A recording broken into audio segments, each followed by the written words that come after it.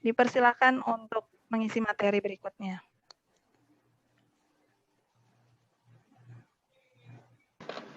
Ya, baik. Suara saya terdengar, Bu Dian? Jelas sekali. Ya, dari tadi semuanya grogi, apalagi saya ya. Yang mimpin game aja grogi, apalagi saya. Ya, Pak Bu, saya butuh semangat, Bapak Ibu, yuk. Kita satukan dulu, yuk. Saya butuh semangat soalnya. Saya cuma 15 menit, Bapak Ibu, tenang aja. Oke. Salam Tarakanita, satu hati, satu semangat.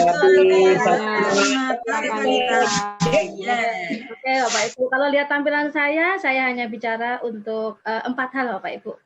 Ya, yang pertama itu workshop AKM. Ya, setelah pelatihan kita kemarin mengenal AKM, persiapan menuju AKM STEM soal, ya penting dan terima kasih itu nanti kesimpulan terakhir. Jadi Bapak Ibu mohon kita bersama dalam sesi ini, ya. Jadi saya akan mulai. Ya, Bapak Ibu mengawali untuk kegiatan hari ini sebenarnya kita adalah review dari pelatihan yang sudah kita ikuti bersama. Yang pertama dari Yayasan Tarakanita itu ada 2. Ya, dari bersama Pak Bagus waktu itu, ya. Kemudian yang kedua itu bersama juga Pak Bagus di tanggal 12 Desember. Kemudian kita mengikuti juga ada beberapa Bapak Ibu yang mengikuti pelatihan dari tim kerja MPK. Itu ada dua sheet, yaitu untuk kolom literasi dan untuk literasi bersama Pak Wit, kemudian numerasi bersama Ibu Hanisri. Jadi ini hanya akan mengulas beberapa saja Bapak Ibu. Itu materi pertama sudah. Materi yang kedua, kita akan mengenal AKM. Semuanya udah kenal, karena tak kenal maka tak sayang. Bapak Ibu ya. Jadi yang pertama itu kita mengenal AKM karena UN itu 2021 ditiadakan diganti dengan AN. Kemarin juga sudah tidak ada Bapak Ibu ya, hanya sekarang kita mengenal satu istilah yang namanya asesmen nasional. Bapak Ibu ya. Asesmen nasional ini yaitu untuk yang pertama Pak Ibu mengukur mutu pendidikan pada sekolah dan madrasah. Yang diukur ada 3 Bapak Ibu. Dari tadi kita ngomongin soal AKM. Yang diukur ada 3 ya. Asesmen kompetensi minimum, survei karakter dan survei lingkungan belajar. Jadi kita baru bicara untuk yang bagian ini saja Bapak Ibu ya. Oke. Ya. Kemudian ya. Setelah itu, Bapak Ibu, ya kita akan lanjut ya. Secara garis besar ya, literasi membaca, literasi numerasi itu bicara tentang kemampuan untuk memahami dan menggunakan dan kemampuan berpikir. Kalau survei karakter bicara tentang karakter yaitu profil pelajar Pancasila, tentang kalau di kita ada tambahan nilai-nilai Tarakanita. Kemudian yang ketiga itu survei lingkungan belajar. Ya, jadi bagaimana iklim belajar dan iklim satuan pendidikan. Bapak Ibu, ini satu kesatuan utuh. Jadi bukan kita berpegang pada bagaimana kita membahas soal AKM saja, tapi pada 3 hal yang ada di sini. Ya, Bapak Ibu ya.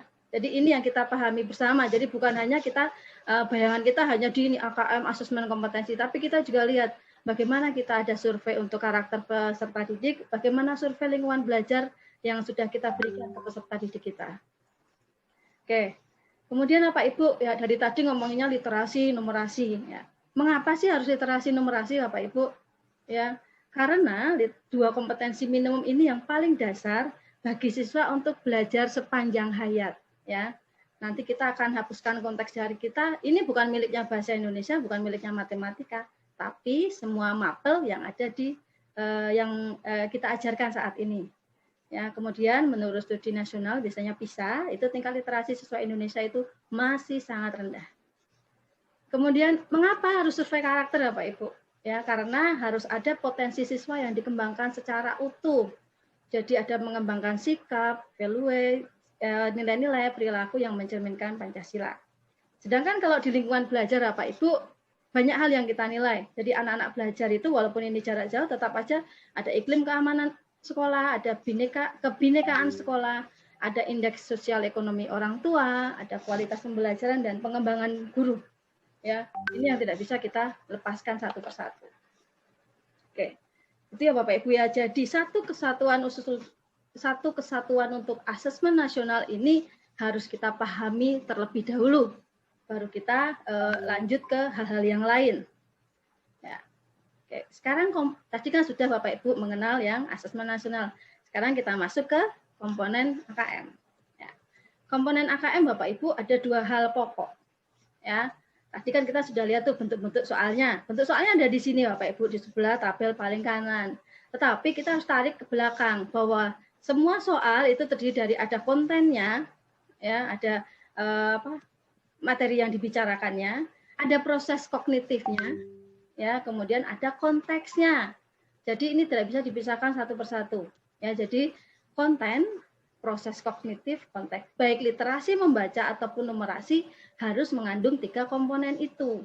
Ya, baru setelah itu kita akan breakdown ke bentuk soalnya.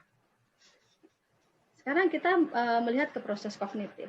Ada dua hal yang berbeda ketika itu masuk ke jenjang literasi ataupun numerasi.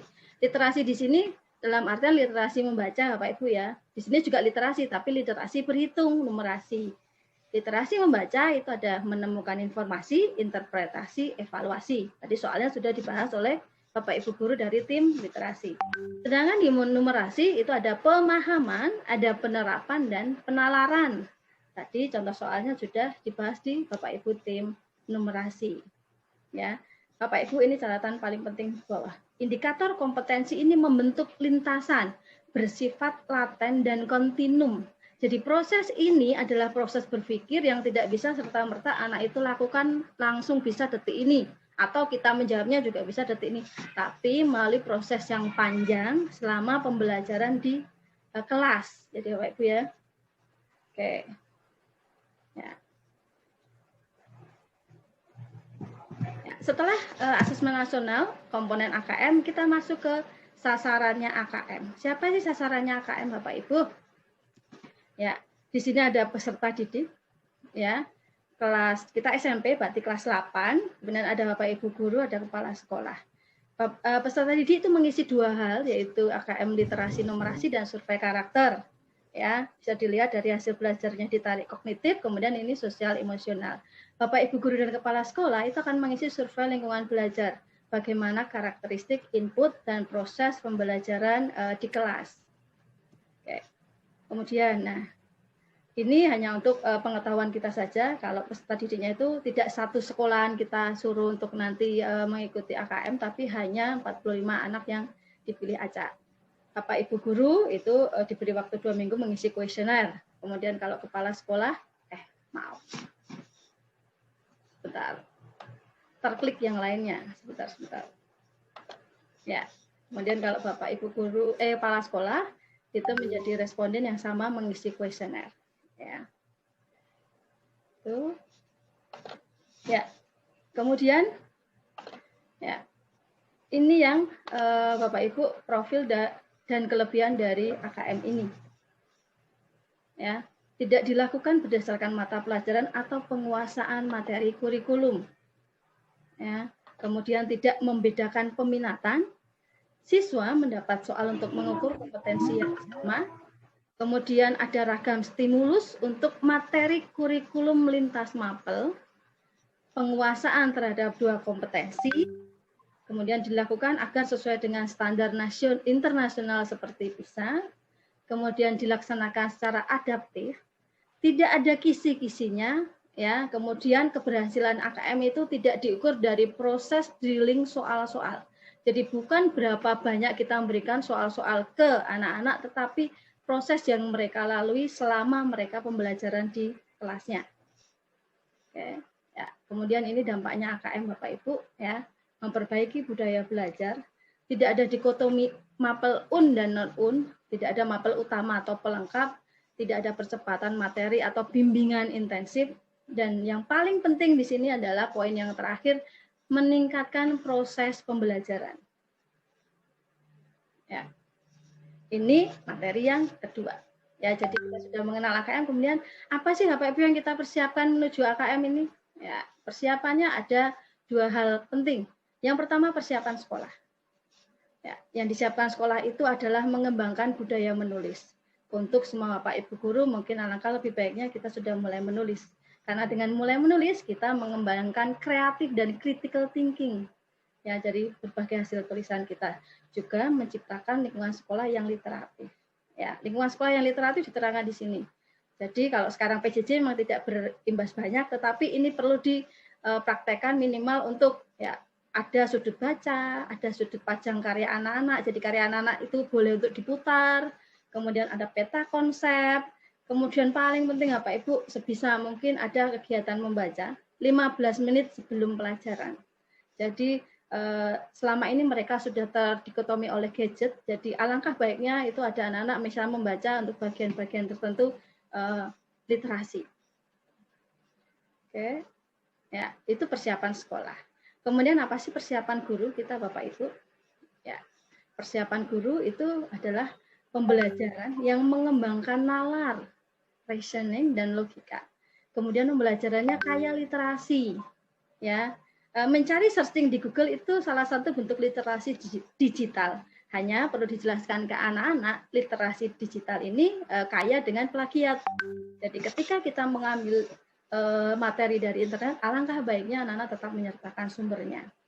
Kemudian pembelajaran yang mendorong skill berpikir tingkat tinggi, kemudian penguatan formative assessment disertai feedback. Jadi ketika kita memberikan anak-anak itu penilaian, ya kita akan mengembalikan ke anak disertai feedback. Ya kamu bagus, ada yang kurang, ada yang harus diperbaiki dan sebagainya. Itu feedback ya. Nah, kemudian Bapak Ibu selain ini kan prosesnya Bapak Ibu. Ketika kita melakukan pembelajaran di kelas, pasti kita sudah memakai berbagai metode pembelajaran. Ya, ini Bapak Ibu ya. Kasih tahu ya, inquiry, jadi langkah-langkah discovery learning. Ya, bagaimana anak dari mulai merumuskan pertanyaan, merencanakan, mengumpulkan, menarik simpulan ataupun tindak lanjut. Ya, ini feedback di bagian bawah. Jadi ketika discovery learning ini ternyata Bapak Ibu sudah menerapkan proses pembelajaran yang mengarah ke proses berpikir tingkat tinggi. Kemudian selain itu, ya ini yang sekarang lagi booming di Tarakanita ya dari pilot projectnya SMP 2 ya. Jadi ada project based learning ya, satu lagi problem based learning ya Bapak Ibu ya. Jadi langkah-langkah ini sebenarnya sudah membantu anak untuk mulai berpikir secara kritis. Satu lagi Bapak Ibu yang diusulkan ya, membaca. Ya, Bapak Ibu ya. Jadi selama ini kalau kita buka handphone, alangkah lebih baiknya kita membaca banyak berita. Dari berita yang kita baca dari sumber terpercaya, mungkin bisa diikutkan sebagai salah satu contoh nanti STEM soal, misalnya vaksinasi, misalnya bencana alam, itu dari membaca Bapak Ibu. Jadi boleh membaca yang lainnya, tapi tetap kita sisihkan waktu untuk membaca berbagai informasi yang penting, karena itu banyak manfaatnya untuk kita. Kemudian, nah ini kalau yang disarankan dari PISA, Bapak Ibu. Ya, strateginya untuk PISA itu melibatkan siswa dalam pengajaran membaca. Apapun materi kita hari itu, ayolah ajak anak-anak membaca. Mau membaca dari buku paket yang mereka punya nggak apa-apa. Bukakan situs apapun, ayo dibaca bersama. Ya, jadi strategi ini mengajak siswa berpendapat, membuat daftar tokoh, menceritakan kembali. Ya, itu akan lebih banyak mengolah imajinasi siswa daripada kita hanya menyuruh anak, nak kerjakan di buku halaman ini sekian, kumpulkan di GC. Ya. Kemudian strategi yang ditawarkan kedua yaitu bacanya bukan baca nyaring, atau bukan baca yang keras-keras sendiri, tetapi baca dalam hati itu lebih efektif. Kemudian ada anak yang namanya merangkum. Jadi sini merangkum tidak sama dengan menyalin. Merangkum berarti membuat kata-kata sendiri tentang apa yang dia sudah pelajari hari ini. Jadi membaca materi, dibuat catatannya, itu merangkum. Oke, kemudian strategi yang ketiga ditawarkan dari PISA, ya, itu memperkaya jenis bacaan siswa, kemudian bersama-sama membaca untuk mengisi waktu luang, bukan mengisi waktu luang dengan bermain game dan sebagainya. Jadi ada target yang mungkin anak, nak baca buku ini ya, nanti di minggu terakhir kita akan bahas isi bukunya apa. Ya, kalau bisa mengisi jangan buku pelajaran, karena mungkin anak sudah bosan dengan buku pelajaran. Ya, ini dari persiapan kita Bapak Ibu Guru. Nah, sekarang Bapak Ibu Guru, AKM ini erat kaitannya dengan pembelajaran HOTS. Bapak Ibu Guru ya, semuanya sudah tahu, tidak usah saya terangkan ya. Jadi logika psikososial berjenjang atau HOTS ini melibatkan, jadi LOTS dan HOTS itu tidak terpisahkan. Anak bisa belajar HOTS kalau dia sudah memahami untuk yang LOTS. Jadi Bapak Ibu dari bawah sini tetap akan menyumbang bagaimana anak itu bisa menganalisis, mengevaluasi, dan menciptakan sesuatu. Ya, kemudian ini berbagai hal tentang pola pikir atau pembelajaran HOTS. Ya, kemudian ya ini yang paling penting, Bapak Ibu ya. Jadi HOTS ini apa ya? Informasinya untuk menyelesaikan masalah. Ide informasinya ditelaah secara kritis. Jadi anak belajar untuk menyampaikan sesuatu disertai dengan alasan yang logis. Ya. Kemudian ya ini yang paling penting Bapak Ibu ya. Jadi AKM ini baru terbentuk, tidak serta-merta terbentuk sekarang ini kita bisa membuat soal AKM, tapi dari Bapak Ibu bagaimana kita menerapkannya di kelas, di bagaimana saat kita mengajar. Jadi habit-habit ini yang harus dikembangkan, harus di apa ya? Setelah diaplikasikan kita evaluasi ada feedback, kemudian kita cari untuk bagaimana sih baiknya. Ya, kemudian masih sama Pak Ibu, kita tetap menggunakan untuk taksonomi Bloom untuk membuat indikator kita sehingga semuanya terarah. Jadi ada analisis, ada simpulkan, ada kaji ulang, ya ada bangun, ada rakit, ada bentuklah. Nah, Bapak Ibu diperhatikan bersama ya. Literasi itu berarti mengandung understanding, interpret, integrate, evaluasi, numerasi, pemahaman, aplikasi, dan penalaran. Tadi sudah disampaikan di awal. Hanya ini adalah kamus kunci kita, Bapak Ibu, yang harus kita ketahui bersama. Di mana sih C-nya kita? Level kita di C1 kah, C2, atau sampai C6? Oke. Ya. Ini ya rangkaian persiapan menuju AN dari sekolah, guru, dan pembelajaran HOTS. Oke. Sudah sampai di sini Bapak Ibu ya. Nah, sekarang kita masuk ke stem soal yang tadi. Ya. Stem soal yang tadi itu ini Bapak Ibu kunci utamanya. Pahami ini dulu ya, proses kognitifnya dulu yang kita pahami ya. Baru kita lanjut ke ya ada dua stem yang memang berbeda dari literasi membaca ya, tetapi lihat baik-baik Bapak Ibu ya. Ketika membuat satu soal AKM itu kontennya, konteksnya ya, bentuk soalnya dan level kognitifnya. Ini dulu yang dipahami, jangan langsung soalnya dibuat kemudian baru kita oh ini kira-kira bentuknya yang mana ya. Ya, jadi kita mulai berpikirnya secara runtut Bapak Ibu. Nah, itu di literasi baca. Sekarang literasi hitung ya. Kontennya ada 4, bilangan aljabar, geometri, kemudian data dan ketidakpastian. Konteksnya sama Pak Ibu, mau literasi membaca dan literasi numerasi sama, personal, sosial, budaya, dan saintifik. Bentuk soal pun sama, hanya di sini levelnya kalau yang di numerasi itu pemahaman, aplikasi, dan penalaran. Oke, ya. Secara utuh kalau di breakdown tadi seperti ini ya Pak Ibu, soal yang tadi dibahas di kuisis ya. Ini secara lebih kompleksnya seperti ini. Jadi semuanya harus ada konteks tadi yang udah. Kemudian ada satu yang di sini nongol sebagai stimulus ya. Kalau personal itu pasti mengarahnya ke karakter.